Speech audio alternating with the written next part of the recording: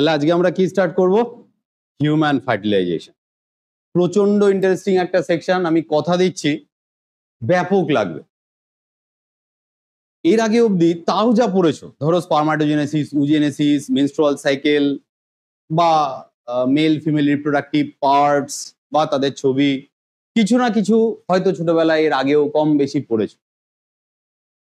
আজকে আমি কথা দিচ্ছি যা পড়বে তার প্রায় সবটাই প্রথমবার শুনছো। কিন্তু প্রথমবার শুনছো বলে যে তোমাদের ভীষণ কঠিন লাগবে একদম না, দারুণ ইন্টারেস্টিং লাগবে। সত্যি হিউম্যানদের ফার্টিলাইজেশন যে এতটা ইন্টারেস্টিং, কমপ্লেক্স তো বটেই। আমরা ইভলিউশনারি রেসপেক্টে সবচেয়ে হাইলি ইভলভড অর্গানিজম, তো আমাদের প্রসেস অনেক জটিল হবে, কিন্তু জিনিসটা যে এত ওয়েল অর্গানাইজড, এত সিস্টেমেটিক্যালি কন্ট্রোল, আমরা আজকের এই পদ্ধতিটা এবং ওভারঅল হিউম্যান ফার্টিলাইজেশন মেকানিজমটা জেনে জাস্ট অ্যামেজ হয়ে যাবো, আমি কথা দিচ্ছি। ভীষণ ভালো লাগবে। দেখো, ফার্টিলাইজেশন কাকে বলে? Simply the union of two gametes. এটাকে সিম্পলি ফার্টিলাইজেশনের ডেফিনেশন আমরা বলতেই পারি। এই ক্ষেত্রে গ্যামেটস বলতে কোন কোন গ্যামেটস হবে? Male gamete sperm, female gamete ovum বলা উচিত, দ্য অ্যাকচুয়ালি হবে সেকেন্ডারি ওসাইটের সাথে, তবু আমরা ওভাম বলবো, মাথায় বুঝে নেব কোনটা অ্যাকচুয়ালি বলতে চাইছি।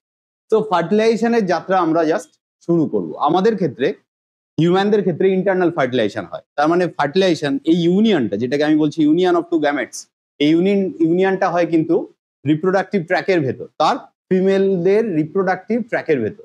কোথায় হয়, কি তার এক্সাক্ট জায়গা, সব বলবো। গতদিনও কিছুটা বলেছি, আজকেও পুরোটা বলবো। তো চলো আমরা মেন পড়া শুরু করি।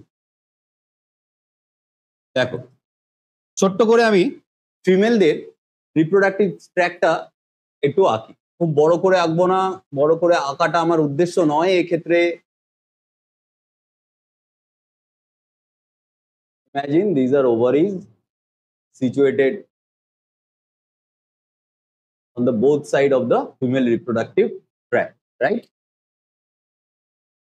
This is the main uterine chamber where the implantation takes place. This is the vagina. The narrow channel in between uterus and vagina is known as cervix. আমরা এর ডিটেলস সবই গতদিন পড়েছি, এখানে কোনো ডিটেলস আমি বলতে চাইছি। প্রথম কি হয়, স্টেপ বাই স্টেপ ফার্টিলাইজেশনের মেকানিজম কিভাবে এগোয়, সেটার জন্যই আমি এটাকে পাশে লিখে রেখেছি। এটা বইতেও রয়েছে, একদম স্টেপ বাই স্টেপ রয়েছে। First, 1 number, ejaculation of sperm, অর্থাৎ স্পার্মের নিষ্ক্রমণ।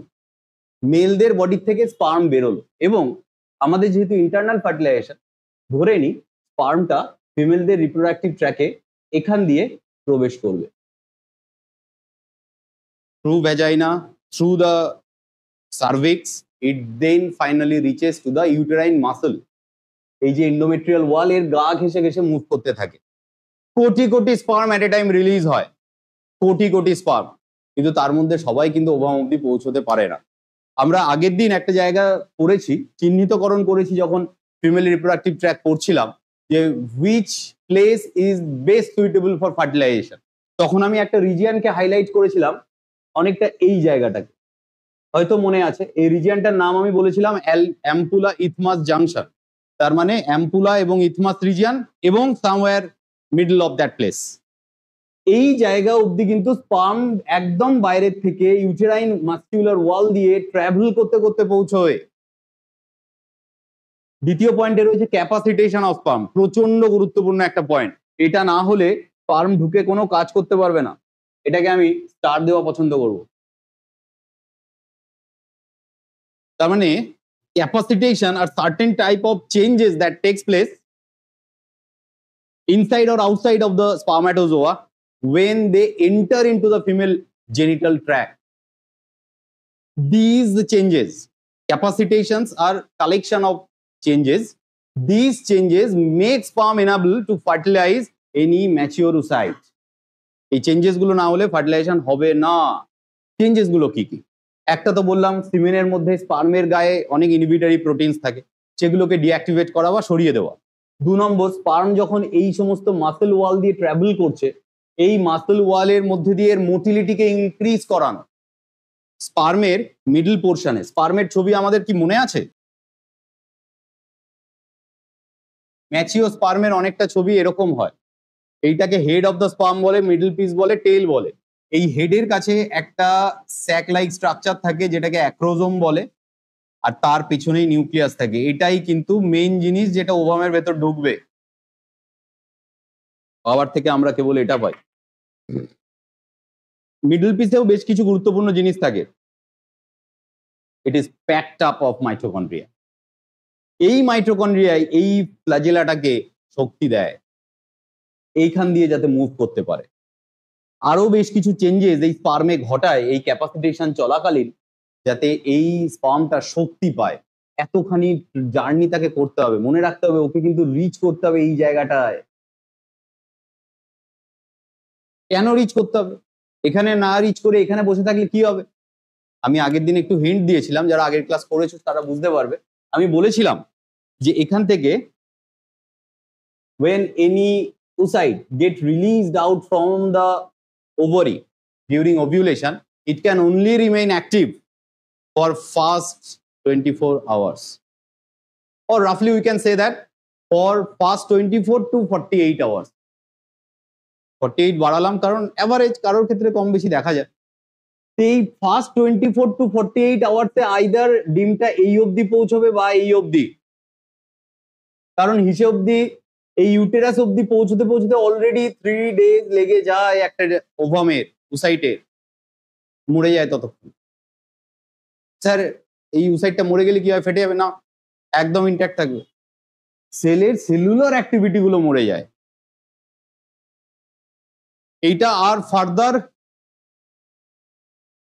কোনো প্রাণ তৈরি করতে পারবে না, মরে গেছে, অর্থাৎ তার লাইফ প্রবাবিলিটি আর নেই। এই ডিমগুলোরও তাই হয়, সেলটা পুরো ডিসরাপ্ট করে না, এখান থেকে হাওয়া হয়ে যায় না, এটা আর পরবর্তীকালে লাইফ আর তৈরি করতে পারবে না। স্পার্ম তার ভেতরে ঢুকলেও আর জাইগোট তৈরি করবে। তাহলে স্পার্মকে কোথায় পৌঁছতে হবে? অলমোস্ট এই জায়গাটা।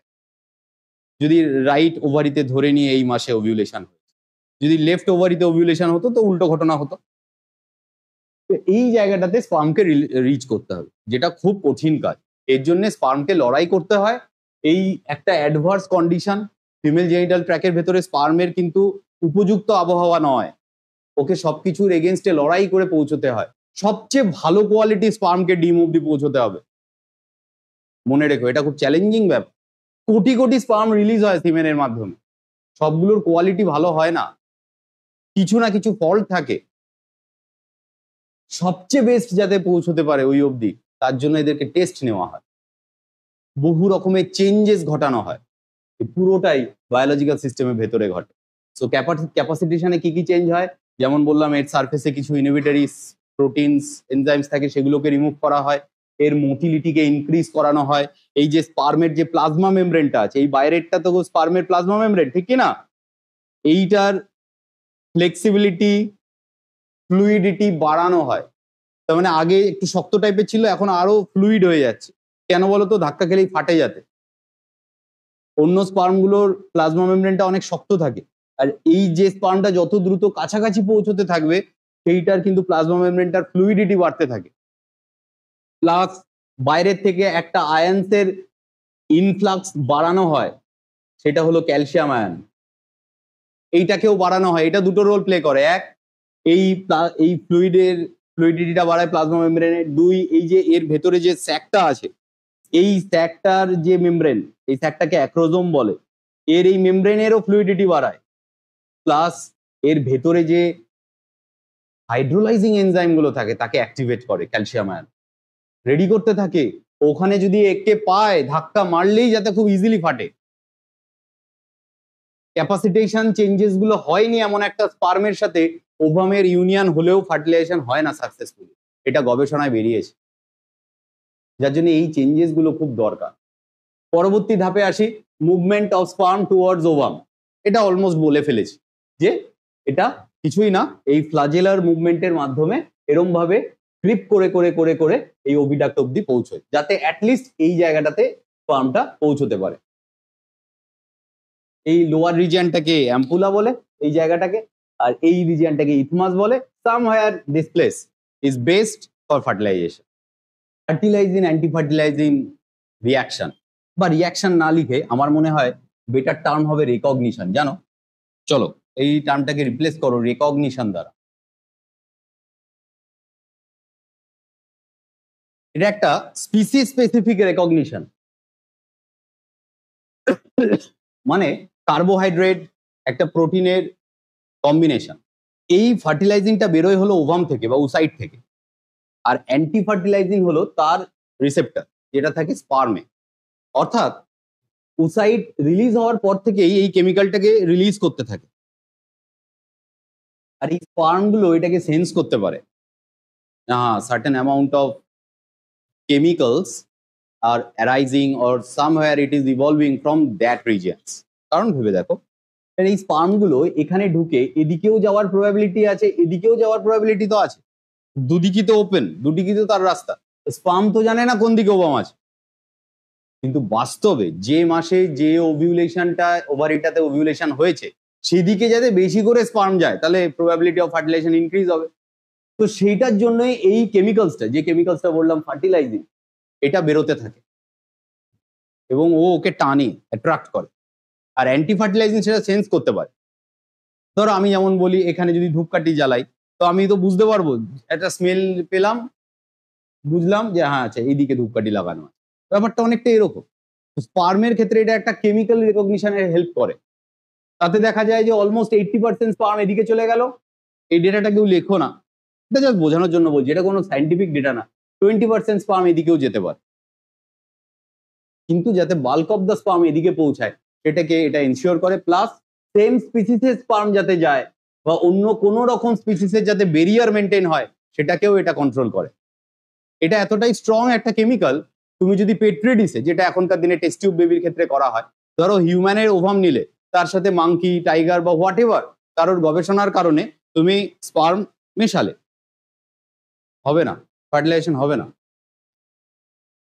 তুমি যদি ইনজেকশন করে, যেটাকে মাইক্রো ইনজেকশন বলে, সেটার মাধ্যমে নিউক্লিয়াস ঢোকাও, তাহলে কিছু অ্যাবনর্মাল হয়তো কিছু এমব্রায়ো তৈরি হতে পারে, যেটাও লং লাস্টিং হবে না এবং কয়েকটা ডিভিশনের পর মারা যাবে। কিন্তু যদি ন্যাচারালি পেট্রি ডিশে এটাকেও ফেললে এটাকেও ফেললে এবং একটা ন্যাচারাল এনভায়রনমেন্ট দিলে দেখলে হয় কিনা, তুমি দেখবে ওভামটার কাছে স্পার্মটা গিয়েও আর যাবে না, সরে যাবে। ঠিক এই একই ঘটনা আমি এর আগেও বলেছিলাম। একটা পুকুরে ধরো রুই, কাতলা, মৃগেল, 3টে মাছেরই ডিম আছে এবং 3টে মাছেরই স্পার্মও আছে। বাকি স্পার্মগুলো উইন্ডো শপিং করে বেরিয়ে যাবে, একমাত্র রেসপেক্টিভ স্পিসিসের স্পার্মটাই এসে কিন্তু রেসপেক্টিভ ডিমকে ফার্টিলাইজ করবে। এটা হাইলি স্পিসিস স্পেসিফিক, এসে ঠেকলেও কিছু হবে না। এই মেকানিজমটাকে ওপরওয়ালা এরম ভাবে ইনশিওর করেছে। এগুলো আরো অনেক এরকম কেমিক্যালস আছে, এটা একটা কেমিক্যালের এক্সাম্পল। তারপরের জায়গায় আসি, অ্যাক্রোজোমাল রিয়াকশন। অ্যাক্রোজোমের নামটা শুনেই বুঝতে পারছি আমরা কোন জায়গার আলোচনা করছি। স্পার্মের মাথায় অলরেডি আমরা পড়েছি, during ক্যাপাসিটেশন this portion of the acrosome, that is the sac or the membrane of acrosome, become also very fluid so that it can burst itself out when it encounters any obstruction, that may be the walls of the oocytes। যখন এই স্পার্মটা oocyteর সাথে encounter করে তখনই কিন্তু এর এই হেডটাও fuse হয়ে যায়, এই অ্যাক্রোজোমের স্যাকটাও ফিউজ হয়ে যায়, এই মাথাটা ফেটে যায়। এই দেয়ালটা কার সাথে এনকাউন্টার হয়, মানে এই হেডটা, স্পার্মের হেডটা, হ্যাঁ ধরে নিলাম এটা ওভাম। কোন কোন লেয়ারকে ও ক্রস করবে?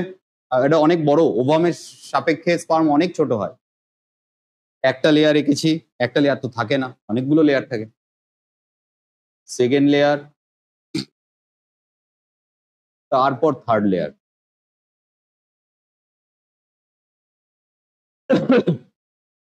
এই লেয়ারটাকে আমি একটু বোল্ড করে দিলাম, দ্যাট রিপ্রেজেন্ট জেডপি, জোনা পেলুসিডা। আর এই যে বাইরের লেয়ারটা, এগুলো সেলুলার লেয়ার, একে করোনা রেডিয়েটা বা কিমিউলাস লেয়ার বলা হয়।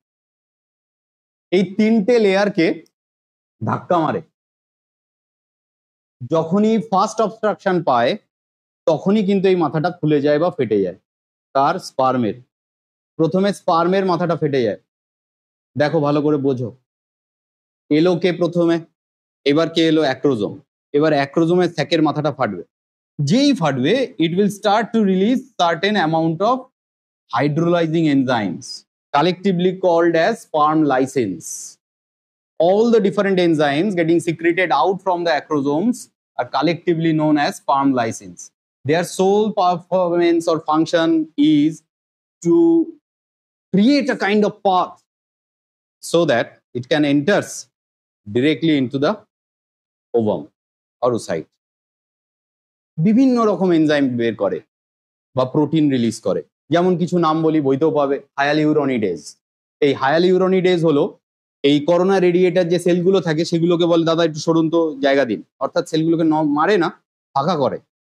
তারপরে আছে ধরো করোনা পেনিট্রেটিং এনজাইম, অর্থাৎ এই ক্ষেত্রে কোনো সেল সরছে না তখন তাকে ফাটিয়ে গলিয়ে দেবে। জোনালাইসিন বা অ্যাক্রোজিন বলে আর একটা প্রোটিন আছে, এরকম আরো আছে। আমি মেজর প্রোটিন বা এনজাইমগুলোর উপর হাইলাইট করেছি। এগুলো রেসপেক্টিভ লেয়ারগুলোকে ভাঙতে থাকে। মনে রাখবে এই দুটো লেয়ারকে ভাঙাটাই কিন্তু কঠিন। প্রথমে পড়ছে করোনা রেডিয়েটা, দেন পড়ছে জোনা পেলুসিডা, কারণ এর পরের লেয়ারটা তো খুব soft, plasma membrane of ovum or oocyte, that is called vitelline membrane. ওটাতে টাচ করা মানে ওই মানে ডিজলভ হওয়া শুরু করে দেবে। This is called acrosomal reaction. ধরো করোনা রেডিয়েটা আর জোনা পেলুসিডার লাইনিং ভেদ করে ফেলেছে, এসে গেছে কোথায়? ভাইটালাইন মেমব্রেনে। এবার ভাইটালাইন মেমব্রেনকে টাচ করবে বাকি রেমনেন্ট অংশটুকু, মানে স্পার্মেরও কিন্তু প্লাজমা মেমব্রেনটা তখন ভাঙতে শুরু করে দিয়েছে। সেই অবস্থায় ও টাচ করবে, আর এই স্পার্মের প্লাজমা মেমব্রেনের আগে পরে কিন্তু প্রচুর এনজাইমের রেমনেন্টও রয়েছে। কার? Secreted from acrosome. সেগুলোই কিন্তু এই লেয়ারটাকে ভেঙে দেবে। যেই ভেঙে দিল, কার জন্য রাস্তা ফাঁকা? নিউক্লিয়াসের জন্য। আর যেই ঢুকে গেল ফ্রম হেয়ার টু দেয়ার, এই নিউক্লিয়াস যেই এইটুকু বেরিয়ার ক্রস করে গেল, তারপরে কি হয় জানো? অদ্ভুত ঘটনা হয়। আজ অব্দি এটা কোনোদিন মিস হয়নি। ঘটনার নাম প্রিভেনশন অফ পলিস্পার্মি। যে করেই হোক দ্বিতীয় জন যেন না ঢোকে। দ্বিতীয় ছাড়ো, 1.5তম জিনিসও ঢুকবে না, 1.5ও হবে না। একদম ইমাকুলেট প্রিসিশনের সাথে ঘটনাটা ঘটে। আজ অব্দি কখনো কোনো ভুল হয়নি, হবেও না। মেকানিজমটাই এরকম ভাবে হয়। তো চলো, এটা ঢুকে গেল, এটা এই অবস্থাতেই থেকে যায়, এর এই বাকি পোর্শন নষ্ট হয়ে যায়। আসল তো পাই আমরা কেবলমাত্র নিউক্লিয়াস। আর একটা জিনিসও বাবার থেকে পাই, এটা আমি আগের দিন বলেছি কিনা জানি না, চিনতে পারছো এটা কি জিনিস? ইয়েস, আর কিচ্ছু পাই না বাবার থেকে। মায়ের উসাইডটা দীর্ঘদিন ধরে মেটাফেজ 2 তে অ্যারেস্টেড থাকার কারণে তার ওই দড়িগুলো না নষ্ট হয়ে যায়। মেটাফেজ 2 অ্যারেস্ট ওঠে, এই স্পার্মের নিউক্লিয়াস ঢোকার সাথে সাথে আরো কিছু এনজাইম প্রোটিন ঢোকে, সেগুলো ওই রিলিজটাকে উঠিয়ে দেয়, কিন্তু ওই দড়িগুলো নষ্ট হয়ে গিয়ে থাকে। এইগুলো তখন রিডিস্ট্রিবিউট হয়, অ্যাস্ট্রাল ফাইবার তৈরি করে এবং বাবা এবং মায়ের নিউক্লিয়াস গুলোকে মাঝখানে এনে রিডিস্ট্রিবিউট করে, সাজায়। এই জিনিসটা এই অবধি ফ্রিজ হয়ে যায়, এটা নষ্ট হয়ে যায়, এই দরজা আটকে যায়, টোটাল সিল হয়ে যাবে। সব হবে, যা যা হওয়া দরকার বন্ধ করার জন্য সব করবে। চলো এর পরের স্টেপ করি, প্রিভেনশন অফ পলিস্পার্মি। তার জন্য আমার এই ছবি আর লাগবে না। এইবার যেটা আমরা জানবো, দ্বিতীয় স্পার্ম যদি ভুল করে ঢুকে যায়, কারণ অনেকে তো দৌড়চ্ছে,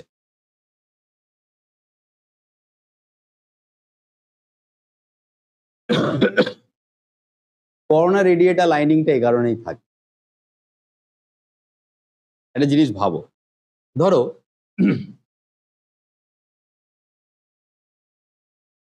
এটা ওসাইটের আউটার লেয়ার, বা এটা জোনা পেলুসিডার লেয়ার, আর ফার্দার অনেক লেয়ার আছে না।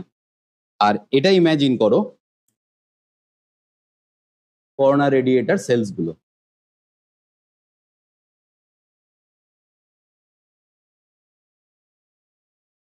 তোমরা ভাবলে অবাক হয়ে যাবে, প্রত্যেকটা জিনিসের কত নিখুঁত ফাংশন আছে।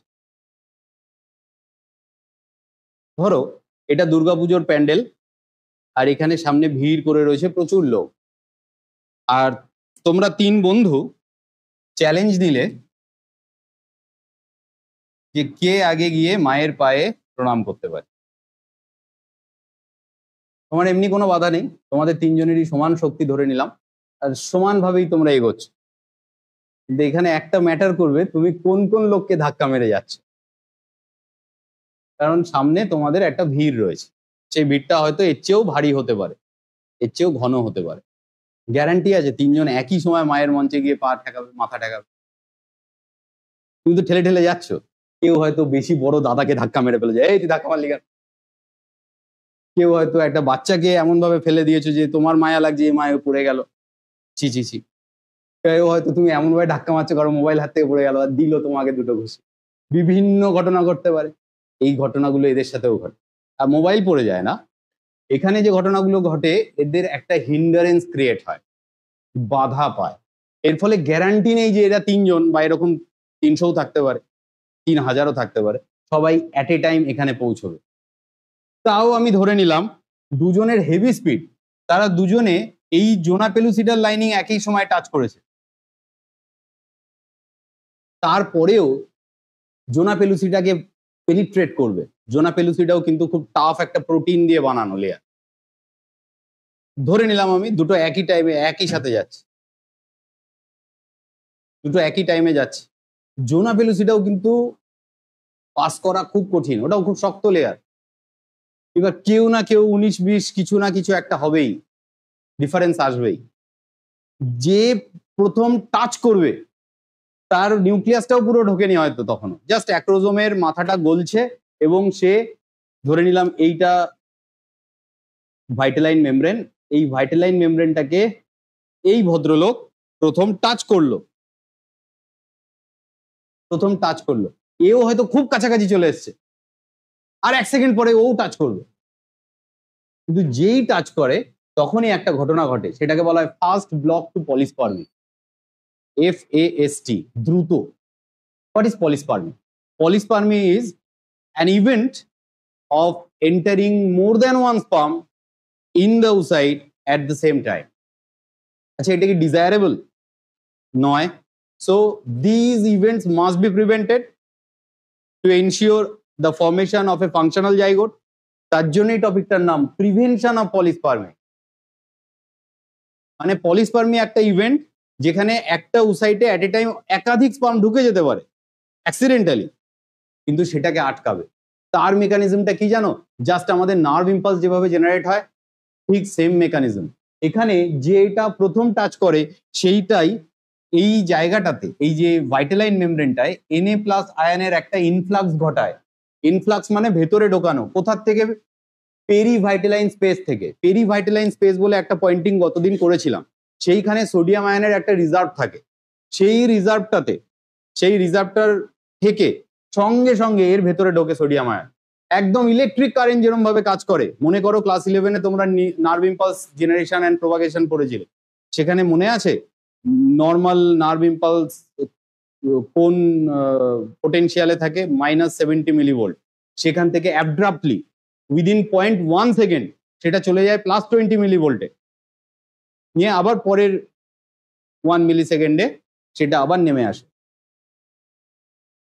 কত দ্রুত হয়! সোডিয়াম আয়ন গেটেড চ্যানেল এক্ষেত্রে খোলে, এখানেও সেম জিনিস। তার মানে যে দ্রুততার সাথে তোমার আমার শরীরে নার্ভ ইম্পালস প্রোপাগেট হয় অ্যান্ড জেনারেট হয়, সেম দ্রুততার সাথে ভাইটালাইন মেমব্রেনে এই সোডিয়াম আয়নের ইনফ্লাক্স ঘটে। এর চেয়ে দ্রুত গতিতে আর রেসপন্স নেই আমাদের শরীরে। ভাবো কত দ্রুত গতি! একটা মশা কামড়েছে, সেটা কামড়ালো, কোথায় কামড়েছে, কিভাবে মারবো, সব রেসপন্স চলে এলো কত তাড়াতাড়ি যে আমরা সঙ্গে সঙ্গে সেটা আইডেন্টিফাই করতে পারি। এ হয়তো তখনও টাচও করে উঠতে পারেনি। আর এই যেই সোডিয়াম আয়নটা ঢুকে যায় না একবার প্রচুর কোয়ান্টিটিতে, এটা এই লাইনিংটাকেই পুরো এত ঘন, এত টাফ করে তোলে। কোন লাইনিং? ভাইটালাইন মেমব্রেনকে। যে এই মেমব্রেনটার সাথে এ টাচ করলেও না এর তখন অসুবিধা হবে ঢুকতে। প্রথম স্পার্মটা যত ইজিলি ঢুকে গেছে, দ্বিতীয় স্পার্মটা অতটা ইজিলি তখন ঢুকতে পারবে না, ওর অসুবিধে হবে। প্লাস এর সাথে সাথেই আর একটা ঘটনা ঘটা শুরু করে, যখনই এই স্পার্মটা এই মেমব্রেনটাকে পেনিট্রেট বা গর্ত করে, ধরে নিলাম আমি এখানে ঢুকে গেছে, পুরোটা তো ঢোকে না, এর অল্প একটু ঢুকে গেছে, বাকি পোর্শনটা বাইরে আছে এবং নিউক্লিয়াসটা ঢুকিয়ে দিয়েছে। ফার্স্টে যে ঘটনাটা ঘটে প্রিভেনশন অফ পলিস্পার্মি, তার দুটো পার্ট হয়। একটা হলো ফার্স্ট ব্লক টু পলিস্পার্মি, যেটা সোডিয়াম আয়নের ইনফ্লাক্সের মাধ্যমে হলো, এই জায়গাটাকে সঙ্গে সঙ্গে একটু রিজিড করে দেয়, এবং অন্য জায়গাতেও যদি একাধিক স্পার্ম এসে টাচও করে সেটা তখনও একটু কষ্ট করবে, সঙ্গে সঙ্গে অত ইজিলি ঢুকতে পারবে না যতটা ইজিলি ফার্স্ট স্পার্মটা ঢুকেছিল। আর দ্বিতীয়টা যেটা বললাম দুটো পার্ট, দ্বিতীয়টা হলো cortical granule reaction. Cortical granule reaction মানে there are some granules present within the oocyte near their cortical region. Cortical region of the cell মানে সেলের বাইরের দিক, কর্টেক্স, মেডালা, মনে আছে? এই যে oocyteটা, এটা যদি আমাদের oocyte হয়, এটা যদি আমাদের oocyte হয়, দেখো ভালো করে বোঝো, আমাকে প্রশ্ন করবে, কোনো সমস্যা থাকলে আমি উত্তর দেব। এই oocyteটা ধরো এটা কমপ্লিট গোল, আমি আর পুরোটা আঁকতে পারিনি, এর কর্টিক্যাল রিজিয়নের কাছে না এরকম বেশ কিছু গ্র্যানিউলস থাকে, যেরকম আমাদের সেলের ভেতর লাইসোজোম থাকে ওরকম ছোট ছোট এই গ্র্যানিউলস গুলো কিন্তু জিইআরএল এর পার্ট। মনে আছে ছোটবেলায় পড়েছিলে, Golgi endoplasmic reticulum lysosome system, GERL system, এই জিইআরএল এর পার্ট, তার মানে ওগুলো এন্ডোপ্লাজমিক রেটিকুলাম, গলগি বডি এদের থেকেই তৈরি হয়। এই জিইআরএল এর এই যে সেকশন গুলো, কর্টিক্যাল গ্র্যানিউলস গুলো, এগুলো এই স্পার্ম ঢোকার সাথে সাথে ফাটা শুরু করে। এদেরকে ফাটতে কে স্টিমুলেট করে জানো? স্পার্ম ঢোকার সাথে সাথে স্পার্মের সাথে এও ঢুকেছে প্রচুর পরিমাণে, মনে করো। আমি তখন পড়িয়েছিলাম যে ক্যালসিয়াম আয়ন ইনফ্লাক্স বাড়ে কখন? ক্যাপাসিটেশনের সময়। তার মানে ক্যাপাসিটেশন যখন হচ্ছে স্পার্মের, ও জার্নি পথে ক্যালসিয়াম আয়নও নিচ্ছে এবং স্টোর করছে অনেক, এইটাই ও রিলিজ করবে কোথায়? ভেতরে গিয়ে। যেই মুহূর্তে ও ভেতরে টাচ করলো বেশ কিছুটা ক্যালসিয়াম আয়ন ছেড়ে দিল, আর এই ক্যালসিয়াম আয়নগুলো টাচে আসলেই এই কর্টিক্যাল গ্র্যানিউল গুলো ফাটা শুরু করে। আর এই কর্টিক্যাল গ্র্যানিউল যেই ফাটবে না, এইটা এই প্রথম প্রসেসটার মতো অত ফাস্ট না, স্লো, বাট এইটা একটা সিমেন্টিং লেয়ার জেনারেট করে যেটা অনেক রিজিড। তখন এ কি করে? এই ওয়ালটাকে আরো মোটা করে দেয়, এই ওয়ালটাকে। এর কাছে শিশু, স্পার্মের স্পিড যতই ফাস্ট হোক এইসব প্রসেসের কাছে শিশু। প্রথম ব্লকটা বলেছিলাম prevention of polyspermy, this is also known as first block to polyspermy, বইতে আছে, পরে সব পাবে। আর সেকেন্ড প্রসেসটা হলো এটা স্লো ব্লক টু পলিস্পার্মি বলে বা কর্টিক্যাল গ্র্যানিউল রিঅ্যাকশন বলে। প্রথম ব্লকটা হওয়ার পর মানে ফার্স্ট ব্লক টু পলিস্পার্মি হওয়ার পর, পয়েন্ট নাম্বার 6, সেটা হওয়ার পর সেকেন্ড স্পার্মটা যদি একে টাচও করে, ও হয়তো চেষ্টা করছে খোলার, এটাও সাথে সাথে হয়, কিন্তু ওর একটু পরে হয়। এইটা হয়ে গেলে একবার ওর চেষ্টাটা যদি 25%ও সাকসেসে এসে থাকে, ওখানেই স্টপ হয়ে গেল, আর বাকি লেয়ার ও খুঁড়েও বের করতে পারবে। আর বিশ্বাস করো এই মেকানিজমটা এতটাই প্রিসাইসলি কন্ট্রোল, আজ অব্দি কখনো ভুল হয়নি। তবু যদি তর্কের খাতিরে আমি ধরে নিই যে দুটো স্পার্ম যদি অ্যাট এ টাইম ঢোকে, তাহলে প্লয়েডই কি হবে? এমব্রায়োটা ট্রিপ্লয়েড হবে। হিউম্যানের 46 ক্রোমোজোম কি থাকবে তার মধ্যে? ক্রোমোজোম নাম্বারও তো চেঞ্জ হয়ে যাবে। তো ডেফিনেটলি তারপরেও এটা শিওর থেকো আমাদের বডিতে এমন মেকানিজমও আছে যাতে ডিফেক্টিভ এমব্রায়োটাকে মেরে ফেলা যায়। এক তো সেটা হয় না, দুই হলেও তো তার মেকানিজম আছে। এইটা এনশিওর করে যা হয়ে গেছে এর ভেতরে একটা নিউক্লিয়াস ঢুকে গেছে, এবার সে তার দায়িত্বটা পালন করবে। ধরে নিলাম এই যে এটা নিউক্লিয়াস ঢুকেছিল, এই নিউক্লিয়াসটা, এটাকে বলা হয় মেল প্রো নিউক্লিয়াস, আর এই উসাইটের ভেতরে ফিমেল প্রো নিউক্লিয়াসটা আছে। এবার একে অপরের দিকে অ্যাপ্রোচ করবে, এই মুহূর্তে এইটাকে ওভাম বলতে পারো। এইখানে দেখো এখনো মেল গ্যামেট আর ফিমেল গ্যামেটের নিউক্লিয়াস কাজ করেনি, এইটাকে বলা হয় in this situation male pronucleus. এই যেটা উসাইটের নিউক্লিয়াস সেটাকে বলা হয় ফিমেল প্রো নিউক্লিয়াস। আর এই সময়টাতে যে সেন্ট্রিওলটা ছিল সেটা এই উসাইটের সাইটোপ্লাজমে নিজেকে সাজিয়ে নিচ্ছে, রেডি করছে যাতে পরবর্তীকালে মেটাফেজ 2 তে অ্যারেস্টেড, তো কে?